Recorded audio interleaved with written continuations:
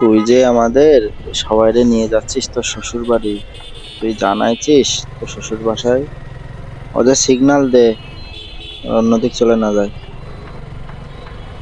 এখন কথা হচ্ছে তুই খাওয়াবি কি? শুধু কুল খাওয়াতেই নিয়ে যাচ্ছিস? আমরা সবাই মিলে ওইগুলো শ্বশুর বাড়ি যাচ্ছি কুল খাতি। তোর মামা আর কি খাওয়ায় ওই জানে। এই বাবা, তোর শালি কয়টা রে? তোর শালি থাকলে একটা তাহলে একে শুভর জন্য আমাদের দেখ। তোর শালি টালি থাকলে দেখাস, একে শুভ আছে, ওর জন্য একটা বিয়ে শাদী করার ব্যবস্থা করে দে, যদি তোর ভালো মনে হয়। তো তোর শালি আছে একটা, আজকে দেখাবি তোর শালিরে। সমস্যা নাই, আমাদের একে শুভ আছে, নাহলে আমাদের আব্দুল রাব্বি আছে।